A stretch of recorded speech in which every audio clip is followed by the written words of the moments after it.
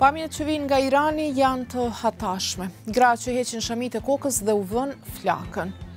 Fotografi të udhëheqësve që përdhosën dhe digjen. Thirrje vdekje diktatorit. Protestat kundër hijabit me detyrim janë duke dridhur themelët e Republikës Islamike. Shikues të nderuar, përshëndetje, mirë se vini në edicionin e ri të ekspozes magazinës së përjavshme televizive të radios Evropa e Lirë. Unë jam Valona Tela. Irani ndodhet në kulmin e një revolte popullore të shkaktuar nga vdekja një vajze 22 vjeçe në paraburgimin policor në Teheran. Mahse Amini vdiq me 16 shtator, 3 ditë pasi u arrestua nga policia e moralit për gjoja shkelje të rregullave të hijabit apo shamisë së kokës. Autoritetet thonë se Amini humbi jetën nga sulmi në zemër, por familja e saj dhe iranianë të tjerë besojnë se ajo vdiq si rezultat i rrahjes nga policia. Protestuesi thonë se nëse nuk veprojnë tani, mund të bëhen viktima të njëjtit fat. 10 njerëz kanë vdekur tashmë në përleshjet me policinë, ndërkohë që protestat janë shtrirë në çdo cep të Iranit.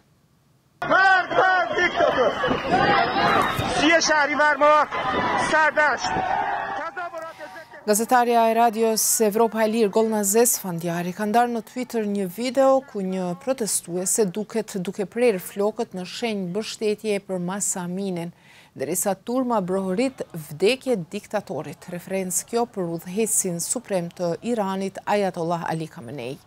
Skena të pa precedente në Iran, ka shkruar Esfandiari. Këto nuk janë protestat e para masive në historinë e Republikës Islamike të Iranit. Më 2009 është protestuar për mashtrime në zgjedhje, më 2017 për keq menaxhim ekonomik, më 2019 për rritje në çmimet të karburanteve. Por shumë vëzhgues besojnë se kësaj radhe është më ndryshe. Protestat para së gjithash bëhen nga gratë, por në to marrin pjesë edhe burra, të rinj, të boshuar, të klasave dhe grupeve të ndryshme etnike që bashkërisht thërrasin sloganin Zhin Zhian Azadi apo grua jet liri. Historiani iranian Roham Alvandi, profesor në shkollën ekonomike në Londër, thot për ekspozen se protestat të papara në këtë shkallë dhe me këtë strukturë njerëzish janë duke tundur themelët e Republikës Islamike. This is not just a protest movement demanding, I don't know, a vote in an election or economic justice. This is a wholesale rejection of the Islamic Republic and a demand for, a secular democratic state. Gjashëm shprehet për ekspozen edhe Alex Vatanka, drejtori i programit për Iranin në Institutin për Lindjen e Mesme. You see actually across generations being in the streets. You see grandmas and granddads in their 70s and 80s in the street. It's a real reflection of the volume of anger in Iranian society against a political system that is just tone deaf, that doesn't want to listen that people are tired. And what do they have to lose? If you get harassed and picked up by the so-called morality police for showing a little bit of hair, then, what kind of society is that? Gratë në Iran kanë qenë humbëse më të mëdha të shoqërisë që pas revolucionit islamik të vitit 1979, klerikët udhëheqës i kanë detyruar ato të veshin hijab dhe rroba të gjera që u afshehin figurat. U kanë marrë të drejtën për të udhëtuar pa shoqërues meshkuj, për të vizituar vende argëtuese si dhe për të bërë çdo lloj pune.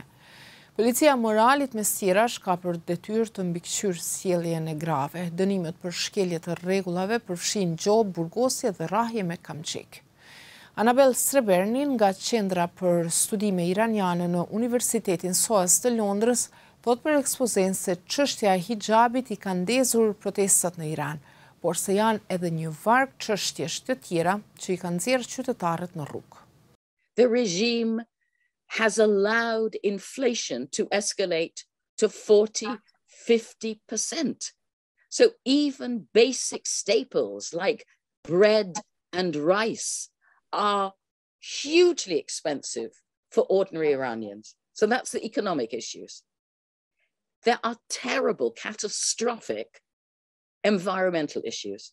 Iran has a huge water problem, pollution in Tehran and other cities because of leaded petrol and overuse of cars means there are many days a year that schools have to close and people with breathing difficulties are asked to stay indoors. What's the regime doing? Regjimi është zotuar se do të ndërmarrë masa të forta kundër protestuesve. Qeveria duhet të reagojë me vendosmëri kundër tyre, ka thënë presidenti iranian Ebrahim Raisi. Në rrugë janë vendosur forcat të shtuara të sigurisë, përfshirë gardën kombëtare. Raportet flasin për 10 njerëz të vrarë nga përleshjet, në mesin e tyre edhe protestues edhe polic. Sipas organizatës për të drejtat e njerëzit Amnesty International, disa protestues janë qelluar për vdekje me fishek metalik. Historiani iranian Roham Alvandi thot se protestat janë sfida më serioze për regjimin në disa vite. Megjithatë, ai nuk beson se establishmenti iranian do të heqë detyrimin për veshjen e shamis, së paku jo tash për tash. Nëse shamia bie edhe Republika Islamike, thot Alvandi. Kjo sipas tij mund të ndodhë vetëm nëse presioni i protestave vazhdon për kohë më të gjatë. I mean, this is an enormous state apparatus. We're talking about hundreds of thousands of people that run this government. It can't be the case that they all agree with what's going on. I'm sure it shocks the conscience of many of them. And so the longer this goes on, I think the greater the chances that we will begin to see calls from within the regime for fundamental change in Iran. Alex Vatanka nga Instituti Lindjes së Mesme thot se regjimi iranian e ka përsosur artin e represionit. Sipas tij, udhëheqësi suprem Ayatollah Ali Khamenei nuk e kupton fjalën kompromis. He's a man who is extremely stubborn. He really does not believe in compromising. He thinks compromising is a bad word and it's a sign of weakness. And if you show weakness, then your enemies will want more from you. And that's not what he wants. He, as an 83-year-old, doesn't think this is the time to show weakness. Vatanka thot se është vështirë të parashikohet fundi i këtij kapitulli që ka nisur. Për të kaluar në një shkallë tjetër, ai thot se protestat duhet të kenë një udhëheqës të identifikueshëm, të cilin aktualisht nuk e kanë. Ai thot se autoritetet edhe mund të kenë sukses në shtypjen e tyre, por se zemrimi do të mbetet. Innocent 22-year-old woman was killed for no good reason. A citizen of a country that claims to be aiming to provide security, oftentimes is the key reason why Iranian citizens feel insecure. And unless the Islamic Republic changes its policies, listens to its own people, and frankly changes course, both in terms of what it does domestically and in terms of its foreign relations, this anger is not going to go away. They might be able to crack down and suppress this protest that we're witnessing right now. But I would say in a few months' time, certainly a few years' time, they will be back. Derisa regjimi iranian ka kufizuar edhe qasjen në internet, bashkëbiseduesit e mi thonë se është e rëndësishme të gjenden mënyra që protestat të mbeten edhe në fokusin ndërkombëtar, ndërsa presioni mbi regjimin të rritet.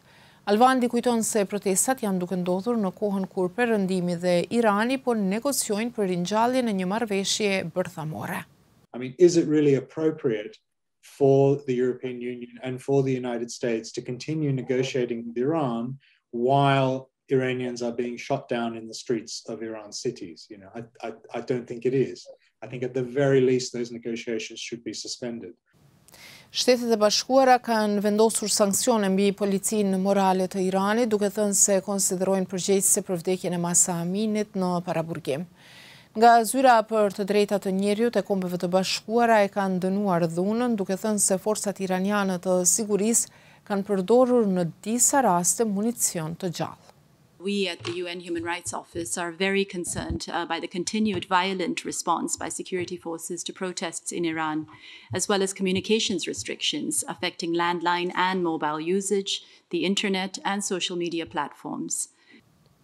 Në mediat sociale, emri 22 vjeçares që vdiq në paraburgim është bërë simbol.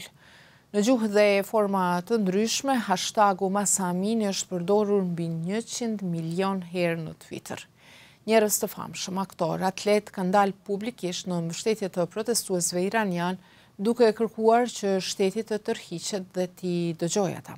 Protestat solidarizuese janë shtrirë në vende të ndryshme të botës. nga Berlini i Gjermanisë deri në Santiago të Kilit. Also die Force, die iranisches Regime, dass die Frauen sagen, was sollen die anhaben oder nicht anhaben. Wir wollen einfach die Freiheit, jeder entscheiden, was möchte und jeder sich bekleiden will. Nuk ka asnjë garanci se gratë iraniane do ta rikthejnë këtë liri që kanë gëzuar para revolucionit islamik të vitit 1979. Në Iran ka pasur protesta edhe në mbështetje të regjimit, por një gjë është e sigurt, publiku i gjerë për kohë të gjatë do ta mbajë mend emrin e Mahse Aminit dhe fotografinë e saj në spital të lidhur me tuba dhe me fasha duke luftuar pa sukses për jetën e saj. Shikues të nderuar, kështu kemi ardhur në fund të këtij edicioni të ekspozes. Unë ju falenderoj për vëmendjen dhe ju ftoj të vazhdoni të përcjellni Radion Evropa e Lirë në webfaqen evropaelir.org si dhe në rrjetet sociale Facebook, Twitter, Instagram dhe YouTube.